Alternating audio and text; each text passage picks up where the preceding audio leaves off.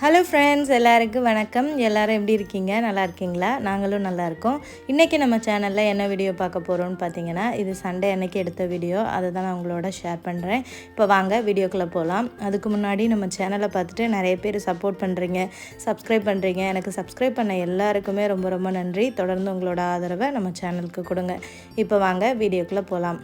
இன்றைக்கி வீடியோ எதை பற்றி இருக்க போகுதுன்னு பார்த்தீங்கன்னா, வெயிட் லாஸ்க்கு என்னென்ன மாதிரியான டிப்ஸை ஃபாலோ பண்ணிங்கன்னா நம்ம ஈஸியாக வெயிட் குறைக்கலாம் அப்படின்றத இந்த வீடியோவில் இடையில நான் உங்களோட ஷேர் பண்ணுறேன். வெயிட் லாஸ் பண்ணணும்னு நினைக்கிறவங்களுக்கு ரொம்ப யூஸ்ஃபுல்லாக இருக்கும்னு நினைக்கிறேன். இது சண்டே காலையில் பார்த்திங்கன்னா கொஞ்சம் லேட்டாக தான் எழுந்திரிச்சோம். ஏன்னா என்னோடய பசங்களுக்கு கொஞ்சம் இந்த சளி பிடிச்சிட்டு கொஞ்சம் உடம்பு சரியில்லாமல் இருந்தனால நைட்டு நல்லாவே தூங்க முடியலை. ஏன்னா அந்த இருமலாக வரவும் அவங்களால தூங்க முடியலை. ஸோ அவங்களே பார்த்துட்டு மருந்து கொடுத்துட்டு அப்படியே இருந்தனால ஸோ லாஸ்ட் வீக் ஃபுல்லாக பார்த்திங்கன்னா ஒரு 4 மணி அந்த மாதிரி டைம்லலாம் எழுந்திரிச்சிருவேன். பட் பசங்களுக்கு உடம்பு சரியில்லாதனால நமக்கு நல்ல ஒரு டீப் ஸ்லீப்பே கிடைக்க மாட்டேங்குது. ஸோ அதனால் நாங்களும் கொஞ்சம் காலையில் தூங்கிடுறது 6:30 மேலேயே ஆயிடுது எந்திரிக்கிற டைமே. ஸோ அதுக்கப்புறம் தான் கிச்சனுக்குள்ளே பிரேக்ஃபாஸ்ட் எல்லாம் ரெடி பண்ணலாம் அப்படின்னு சொல்லிட்டு வந்தேன். ஹஸ்பண்ட் வீடை அப்படியே க்ளீன் பண்ணிடுறேன் நான் அப்படின்னு சொல்லிட்டு அவங்க க்ளீன் பண்ணாங்க. கண்டிப்பாக ஒரு வீட்டில் ஹஸ்பண்ட் அண்ட் ஒய்ஃபாக நம்ம வாழும்போது கண்டிப்பாக ஒவ்வொருத்தவங்க ஹெல்ப் பண்ணி வாழ்கிறது தான் ரொம்ப நல்ல விஷயம்னு நான் நினைக்கிறேன். ஏன்னா ஒருத்தவங்களாலே எல்லா வேலையுமே பண்ண முடியாது. ஏன்னா நான் குழந்தைங்களையும் பார்க்கணும், கிச்சன் வேலையும் பார்க்கணும். வெயிட் லாஸில் இருக்கிறனால அதுவே பெரிய டென்ஷனாக இருக்கும். அந்த வேலை இருக்குது, இந்த வேலை இருக்குன்னு. பட் நம்மளோட ஹஸ்பண்ட் ஏதாச்சும் ஒரு சின்ன ஹெல்ப் நமக்கு பண்ணும்போது நமக்கு என்ன சொல்கிறது, வேலை மூலமாக ஹெல்ப் அது ஒரு விஷயமா இருந்தாலுமே நம்ம மனசுக்கு கொஞ்சம் நிம்மதியாக இருக்கும். ஓகே, நமக்கு ஒரு சப்போர்ட் கொடுக்குறாங்க அப்படின்ற மாதிரி. இப்போ காலையில் பிரேக்ஃபாஸ்ட்டுக்கு என்ன சமைக்க போகிறேன்னா கீரை தான். மோஸ்ட்லி காலையில் பிரேக்ஃபாஸ்ட்டுக்கு வெயிட் லாஸில் இருக்கிறவங்க கீரை எடுத்துக்கலாம், இல்லைனா ஃப்ரூட்ஸ் எடுத்துக்கலாம்.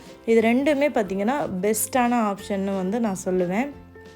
ஏன்னா ரெண்டுமே ரொம்ப ஹெல்த்தியானது. அது மட்டும் இல்லாமல் நமக்கு அந்தளவுக்கு வெயிட்டு போடாது. ஸோ எல்லாருக்குமே ஒரு முட்டை சாப்பிட்லாம் அப்படின்னு சொல்லிட்டு முட்டையும் வேக வச்சுக்கிட்டேன். ஸோ கீரையும் செஞ்சிடலான்னு சொல்லிட்டு பசங்க எந்திரிக்கவே இல்லை, தூங்கிட்டு தான் இருந்தாங்க. ஏன்னா அவங்களுக்கும் நைட்டு அந்தளவுக்கு தூக்கம் இல்லாதனால சரி தூங்கட்டும் அப்படின்னு சொல்லிட்டு விட்டுட்டோம். நானும் ஹஸ்பண்டும் மட்டும்தான் எந்திரிச்சோம். ஸோ ஒரு 5 முட்டை வேக வச்சுருந்தேன். எல்லோரும் ஒரு முட்டை சாப்பிட்லான்னு சொல்லிட்டு அதையும் எடுத்து வச்சுட்டு கீரையும் கட் பண்ணிவிட்டு வதக்கிடலாம் அப்படின்னு சொல்லிட்டு. வெயிட் லாஸில் இருக்கும்போது ஆயில் குக்கிங்க்கு ரொம்ப கம்மியாக சேர்க்கணும். ஒரு ஸ்பூன் 1.5 ஸ்பூன் அந்த மாதிரி தான் ஆயில் எடுத்துக்கணும். ஏன்னா ஆயில் நம்மளுக்கு கேலரிஸை அதிகப்படுத்தி கொடுத்துரும். ஸோ அதனால் நம்ம வெயிட் லாஸ் ஆகணும்னு நினைக்கிறவங்க ஆயில் ரொம்ப கம்மியாக எடுத்துக்கணும். வெயிட் கெயின் ஆகிறவங்க எடுத்துக்கலாம், நிறையா ஆயில் ஊற்றி எடுத்துக்கலாம். ஸோ கீரையில் கொஞ்சம் வெங்காயம், பூண்டு, அதுக்கப்புறமா ஒரு ஸ்பூன் ஆயில் போட்டு அதை அப்படியே சும்மா அப்படியே வதக்கிட்டேன். ஸோ என்னோடய பிரேக்ஃபாஸ்ட்டுக்கு பார்த்திங்கன்னா நிறைய கீரை, ஒரு முட்டை, பாயில்டு எக்கு, இதில் கொஞ்சம் பெப்பர் போட்டு சாப்பிட்டேன். ஆனால் அந்த முட்டையும் கீரையும் சாப்பிடக்கூடாது ஒரே நேரத்தில் அப்படின்னு சொல்லிட்டு கேள்விப்பட்டிருக்கேன். பட் எனக்கு எந்த ப்ராப்ளமும் வந்ததில்லை. நான் நிறைய டைம் சாப்பிட்ருக்கேன். அலர்ஜி மாதிரி வரும்னு சொல்லுவாங்க. எனக்கு அந்த மாதிரிலாம் வராதனால நான் எடுத்துகிட்ருக்கேன். ஸோ நீங்கள் உங்களுக்கு ஏதாவது இந்த மாதிரி சாப்பிட்ட அலர்ஜி வந்துச்சுன்னா எடுத்துக்காதீங்க. ஸோ பிரேக்ஃபாஸ்ட் முடிஞ்ச அளவுக்கு 9 மணிக்குள்ளெல்லாம் சாப்பிடணும். சில பேர் கமெண்ட்ஸில் கேட்குறீங்க, எக்ஸசைஸ் பண்ணாமல் ஃபுட் டயட் மட்டும் இருந்து வெயிட்டை குறைக்க முடியுமா அப்படின்றது. கண்டிப்பாக குறைக்க முடியும். வெயிட் லாஸ்க்கு 2 கான்செப்ட் தான். ஃபுட் டயட், அதாவது அளவாக ஃபுட் எடுத்துக்கணும். இன்னொன்று நல்லா எக்ஸசைஸ் பண்ணி நம்ம உடம்பு வேர்த்து நம்ம அந்தளவுக்கு வேர்க்கிற அளவுக்கு எக்ஸசைஸ் பண்ணி குறைக்கணும். ஆனால் ஃபஸ்ட்டு பார்த்திங்கன்னா ஃபுட் டயட் எடுக்காமல் நம்ம வெயிட் லாஸ் பண்ணவே முடியாது. ஃபுட் டயட் எடுத்து நீங்கள் எக்ஸசைஸே பண்ணாமல் வெயிட் லாஸ் பண்ணணுன்னா மாதத்துக்கு எவ்வளோ கேஜிஸ் குறைக்கலான்னா 3 கிலோ குறைக்கலாம் கண்டிப்பாக. நீங்கள் அதாவது எக்ஸசைஸே சுத்தமாக பண்ண மாட்டேன், வீட்டு வேலை மட்டும்தான் பார்ப்பேன்னா தாராளமாக 3 கிலோ குறையும். அதுவும் நீங்கள் எக்ஸ்ட்ரா வாக்கிங் எல்லாம் போனீங்கன்னு வைங்களேன், கண்டிப்பாக நல்லாவே குறையும். அதே நீங்கள் எக்ஸசைஸ் பண்ணி ஃபுட் டயட் இருந்தீங்கன்னா ஒரு 5-6 கிலோ வரைக்கும் கூட குறைக்கலாம். ஸோ நான் பிரேக்ஃபாஸ்ட் சாப்பிட்டுட்டு கொஞ்சம் அப்படியே வெளியில் ஒரு சுக்குமல்லி காஃபி எடுத்துக்கிட்டு அப்படியே வெளியில் வந்தேன். பக்கத்தில் இந்த பக்கத்து வீட்டிலலாம் பார்த்திங்கன்னா புல் வளர்ந்துருந்துச்சு. ஸோ அதை கட் பண்ணுறதுக்காக ஆள் வருவாங்க. ஒவ்வொரு வீட்டுக்கு முன்னாடியுமே பார்த்திங்கன்னா அது புல் வளர்ந்துருச்சுன்னா அந்த ஹவுஸ் ஓனர்கள் இன்ஃபார்ம் பண்ணிடுவாங்க. ஸோ கிராஸ் கட் பண்ணுறவங்க பண்ணிட்டு போவாங்க. எங்கள் வீட்டுக்கு போன வாரம் தான் பண்ணிட்டு போயிருந்தாங்க. ஸோ அதை நான் அதை பார்த்துட்டு அப்படியே இந்த வெயிலில் கொஞ்சம் நான் அப்படியே நடந்துகிட்டே இருந்தேன். எனக்கும் பசங்களோடு சேர்ந்து இருக்கிறதுனால எனக்கும் அப்படியே கொஞ்சம் சளி பிடிச்ச மாதிரியான ஒரு ஃபீலிங் இருந்தது. இருந்தது. ஸோ அதனால் கொஞ்சம் வெயிலில் தான் நடந்துகிட்டு இருந்தேன். எக்ஸசைஸ் வந்து சாப்பிட்டதுக்கப்புறம் பண்ணலாமா அப்படின்னு சொல்லிட்டு ஒரு சில பேர் கமெண்ட் பண்ணுறீங்க. எக்ஸசைஸ் எப்போ வேணாலும் பண்ணலாம், நமக்கு டைம் எப்போ இருக்கோ அப்போ வேணாலும் பண்ணலாம். இந்த டைம் தான் பண்ணணும்னு அவசியம் இல்லை. காலையில் எந்திரிச்சோன்னே வெறும் வயிற்றில் அதாவது ஒன்றுமே சாப்பிடாமல் நம்ம எக்ஸசைஸ் பண்ணும்போது கொஞ்சம் எஃபெக்டிவாக இருக்கும். நம்மளால் வந்து இப்போ வந்து நம்ம சாப்பிட்டுட்டு ஒரு ரன்னிங் போகிறதுக்கும் சாப்பிடாமல் ரன்னிங் போகிறதுக்கு டிஃப்ரென்ஸ் இருக்குல்ல. நம்ம சாப்பிட்டுட்டு ஓடணுன்னா ஓடவே முடியாது, நம்ம சாப்பிடாமல் காலையில் ஓடணும்னா நல்லா ஓடலாம், அதுதான். பட் எப்போ வேணாலும் எக்ஸசைஸ் பண்ணலாம். ஆனால் சாப்பிட்ட உடனே பண்ண வேண்டாம், கொஞ்சம் நேரம் நல்லா ரெஸ்ட் எடுத்துகிட்டு சாப்பிட்ட உடனே எக்ஸசைஸ் பண்ணதுன்னா வாக்கிங் போங்க, சும்மா அப்படியே வீட்டுக்குள்ளே வாக்கிங் போகலாம். இல்லைன்னா எக்ஸசைஸ் பண்ணணுன்னா பார்த்திங்கன்னா 2 மணி நேரமாவது ஆகணும். ஏன்னா நம்ம சாப்பிட்ட ஃபுட்டு வந்து டைஜஸ்ட் ஆகிறதுக்கு டைம் எடுக்கும். ஸோ அதனால் நான் காலையில் அப்படியே பிரேக்ஃபாஸ்ட் சாப்பிட்டுட்டு ஒரு கிளாஸில் ஒரு ஹாட் வாட்டர் மாதிரி சுக்குமல்லி காஃபி எடுத்துக்கிட்டு அப்படியே கொஞ்சம் நேரம் வந்து வாக்கிங் போனேன். ரொம்ப வெயிலாக இருந்தது. அதுக்கப்புறமா வீட்டுக்குள்ளே வந்துட்டேன்.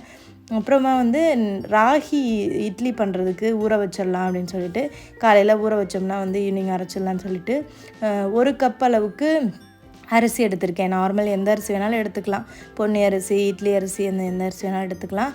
அப்புறம் அதே கப்பில் 1 கப்பு வந்து ராகி, அப்புறம் அதே கப்பில் 1/4 கப்பு அளவுக்கு உளுந்து எடுத்துக்கணும். இந்த ரேஷியோ தான் வந்து பார்த்திங்கன்னா எல்லா மில்லட்ஸுக்குமே சேர்த்துக்கலாம். கம்பு, அதுக்கப்புறம் பச்சைப்பயிறு எல்லாத்துக்குமே சேர்த்துக்கலாம். 1/4 கப்பு உளுந்து, அப்புறம் ஒரு டேபிள் ஸ்பூன் அளவுக்கு வெந்தயம், இதெல்லாத்தையும் போட்டுட்டு நல்லா வந்து தண்ணி ஊற்றி கழுவிடணும். ஏன்னா அந்த சோடா உமி மாதிரிலாம் இருக்கும் இதில் ராகியில். ஸோ அதெல்லாம் போகிற அளவுக்கு நல்லா கழுவிடணும். நான் வெயிட்லாம் ஸ்டார்ட் பண்ணதுலேருந்து அதிகமாக இந்த மில்லட் கூழ் எடுத்துக்கிறது, அப்புறம் இதிலே வந்து இட்லி தோசை எடுத்துக்கிறது வந்து எடுத்துக்கிறேன். சூப்பராக வெயிட் குறையும். நீங்கள் நார்மலாக ஒயிட் ரைஸ் சாப்பிட்றதுக்கும் இந்த மாதிரி மில்லட் சாப்பிட்றதுக்குமே நிறைய டிஃப்ரென்ஸ் இருக்குது. ஸோ கொஞ்சம் லைஃப் வந்து நம்ம ஸ்டைலை வந்து சேஞ்ச் பண்ணணும். நிறைய பேர் சொல்கிறீங்க, என்னால் கிரேவிங்ஸை கண்ட்ரோலே பண்ண முடியலை, என்னால் சாப்பிடாம இருக்க முடியல. காலையில் வந்து நான் கொஞ்சமாக சாப்பிட்டேன்னா மதியம் வந்து என்னால் அந்த பசியை தாங்க முடியல, மதியம் எப்பவும் போல் சாப்பிட்றேன், 2 நாள் தான் ஃபுட் டயட்டை வந்து ஃபாலோ பண்ணுறேன், 3ஆவது நாள் நார்மலாகவே மாறிடுறேன் அப்படின்னு சொல்லி கமெண்ட் பண்ணுறீங்க. கண்டிப்பாக இருக்கும். மனுஷனாக பிறந்த எல்லாருக்குமே பார்த்திங்கன்னா அந்த நீங்கள் சொல்கிற ஃபீலிங்ஸ் எல்லாமே இருக்கும். சாப்பிடாமல் இருக்கவே முடியாது.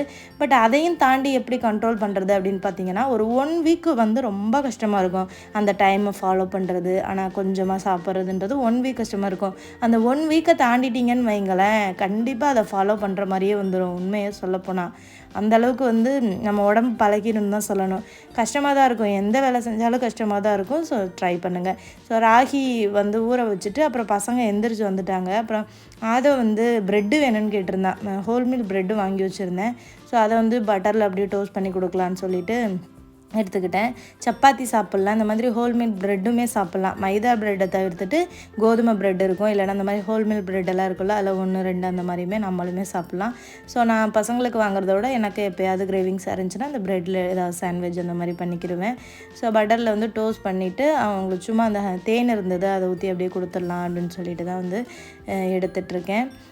என்னோடய ட்ரெட்மில் பற்றி கேட்குறீங்க, அது மட்டும் இல்லாமல் என்னோடய வெயிட் மிஷின் பற்றி கேட்குறீங்க. இந்த ட்ரெட்மில்லும் வெயிட் மிஷினும் பார்த்திங்கன்னா நான் இங்கே ப்ருனேயில் தான் வாங்கினேன். ஸோ இதோட இது ஆன்லைனில் கிடைக்குமா, நாங்களும் வாங்கணும், இதோட லிங்க்கு கொடுங்க அப்படின்ற மாதிரி நிறைய பேர் கேட்குறீங்க. இது வந்து ஆன்லைனில் கிடைக்குமான்னு எனக்கு தெரியல. இது வந்து நாங்கள் வாங்கின அந்த ட்ரெட்மில்லோட பிராண்ட் வந்து பார்த்திங்கன்னா லோக்கல் ப்ராடக்ட், இங்கே ப்ருனேயில் உள்ளவங்க தான் அதை மேனுஃபேக்சர் பண்ணுறாங்க, போயஃபின்னு சொல்லிட்டு. ஸோ அது வந்து ஆன்லைனில் கிடைக்குமான்னு தெரியல. மேபி நான் செக் பண்ணிவிட்டு இருந்தால் வந்து உங்களோட லிங்க் வந்து ஷேர் பண்ணுறேன்.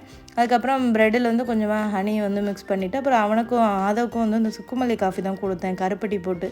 அந்த நெஞ்சு சளிக்கெல்லாம் ரொம்ப நல்லா இருக்கும்ல. ஸோ அதுக்காக நமக்கு ஏதாவது உடம்பு சரியில்லைன்னா கூட அப்படியே நம்ம என்ன வேணாலும் பண்ணி சரி பண்ணிடலாம்.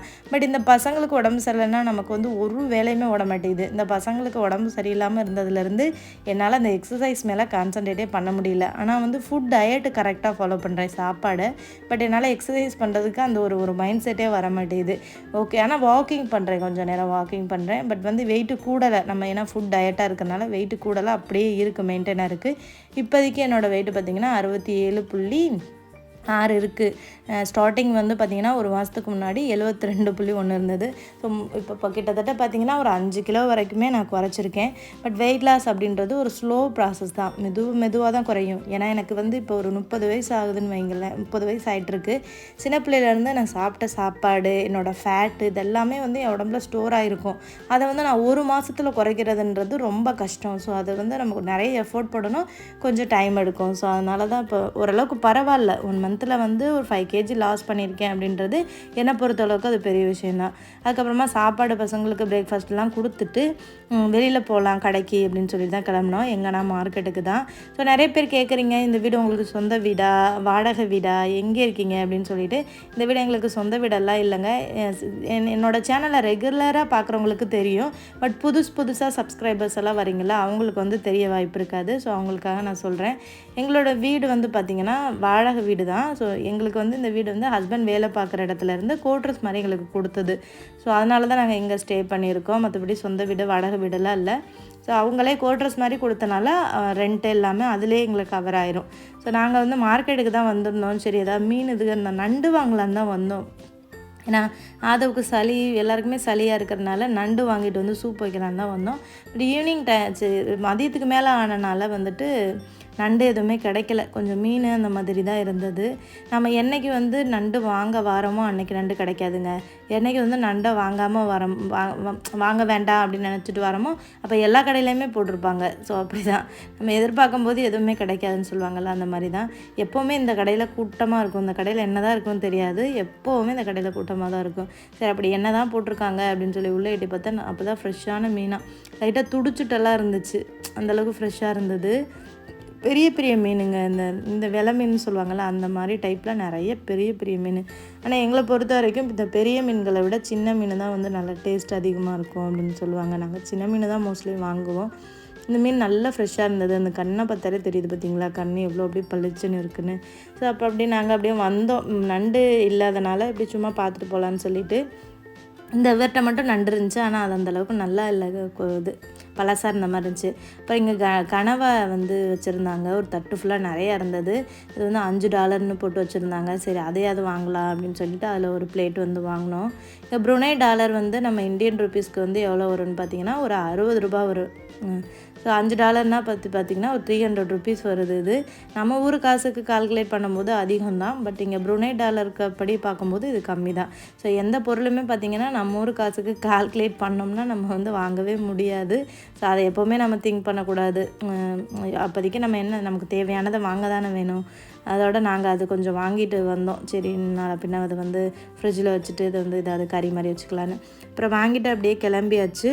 அதுக்கப்புறம் நம்மளோட வெயிட் லாஸ்க்கு ரொம்ப ரொம்ப ரொம்ப முக்கியமான ஒரு விஷயம், நிறைய தண்ணி குடிக்கணும், நிறைய காய்கறிகள் சாப்பிடணுங்க. அது ரொம்ப ரொம்ப முக்கியம்.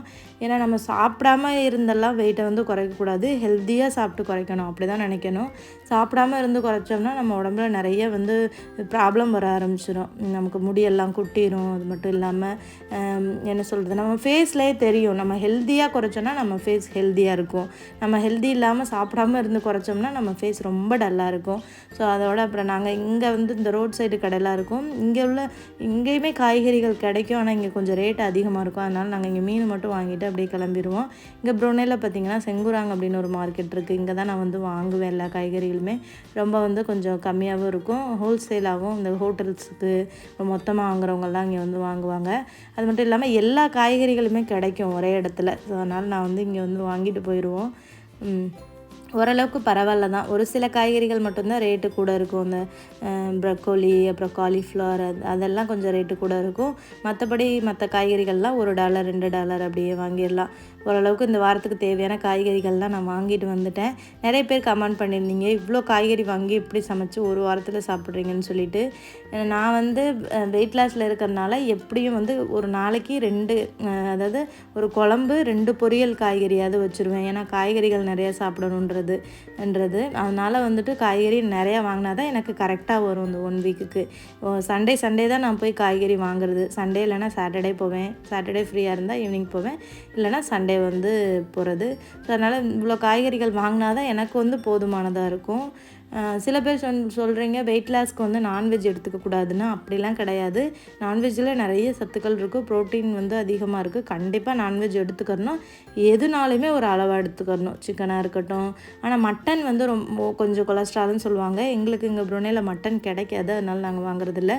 அதிகமாக ஃபிஷ்ஷு, சிக்கன் இந்த மாதிரி தான் வாங்குவோம். ஸோ ஓரளவுக்கு எல்லா காய்கறிகளுமே வாங்கிட்டு வந்துட்டேன். இது என்னோடய டயட்டுக்கு தாராளமான காய்கறிகள். அது மட்டும் இல்லாமல் பப்பாளி வாங்கிட்டு வந்தேன். இதோட இந்த வீடியோ கம்ப்ளீட் ஆகுது. நம்ம நெக்ஸ்ட் வீடியோவில் பார்க்கலாம். பாய்.